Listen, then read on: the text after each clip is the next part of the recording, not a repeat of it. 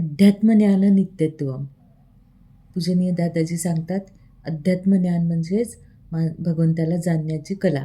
भगवंतानी आपल्यामध्ये मसाला भरलेला आहे, भरल्या वांग्यासारखा, आणि त्याच्यामध्ये 16 कला आणि 64 विद्या भरल्या आहेत. अध्यात्मज्ञान म्हणजे काय? तर चैतन्य, संज्ञानम, म्हणजे भगवंताला जाणण्याची इच्छा, शक्ती.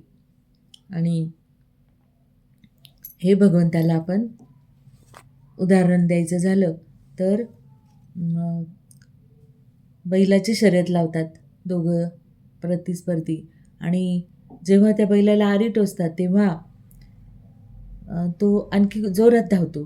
पण जेव्हा समज येते तेव्हा मनुष्य काय म्हणतो की नाही, मी बैलाला आरी टोचणार नाही, मी हरलो तरी चालेल. हे समजणे म्हणजेच अध्यात्मज्ञान.